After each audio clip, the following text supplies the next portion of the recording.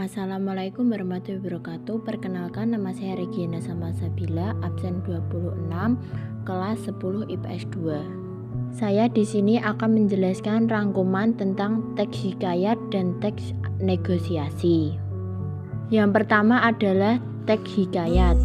Pengertian teks hikayat. Pengertian hikayat adalah suatu bentuk karya sastra prosa, terutama dalam bahasa Melayu lama, berisikan tentang cerita, kisah, dan dongeng. Kata hikayat berasal dari kata kerja bahasa Arab yang artinya memberitahu dan menceritakan. Hikayat menyampaikan kisah manusia legendaris dan seringkali juga tentang hewan yang bersifat layaknya manusia, seperti kemampuan untuk berbicara. Ciri-ciri teks hikayat. Yang pertama, anonim, artinya pengarang kisah tersebut tidak diketahui.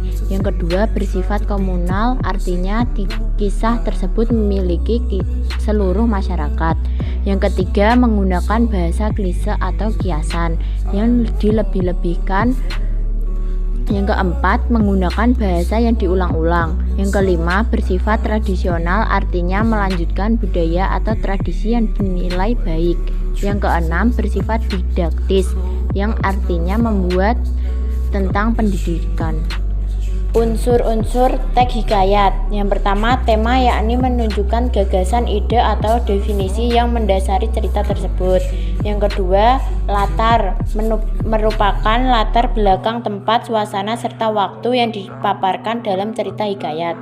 Yang ketiga, alur, adalah jalannya peristiwa pada kisah hikayat yang dimulai dari awal hingga akhir.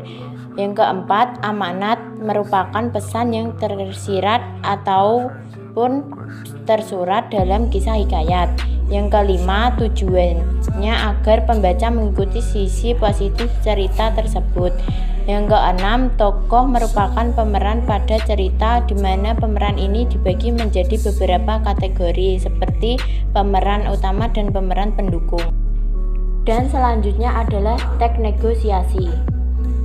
Pengertian teks negosiasi. Negosiasi adalah proses tawar-menawar dengan jalan berunding guna mencapai kesepakatan bersama antara satu pihak, kelompok atau organisasi, dan pihak kelompok atau organisasi yang lain. Dan ciri-ciri teks negosiasi. Pertama, menghasilkan kesepakatan yang saling menguntungkan. Kedua, mengarah pada tujuan praktis. Ketiga, memprioritaskan kepentingan bersama. Empat, merupakan sarana untuk mencari penyelesaian.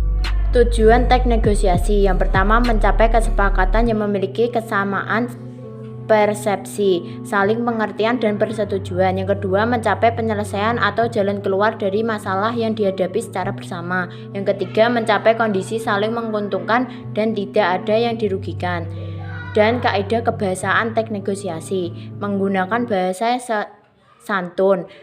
Yang kedua, terdapat ungkapan persuasif, bahasa untuk membujuk.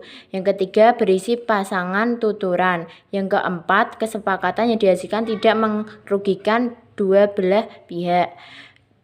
Yang kelima, bersifat memerintah dan memenuhi perintah. Yang keenam, tidak berguna dalam satu waktu. Yang keenam, didasari argumen yang kuat disertai faktor. Yang ketujuh, meminta alasan dari pihak minta negosiasi, mengapa ya atau tidak. Yang kedelapan, jangan menyela argumen.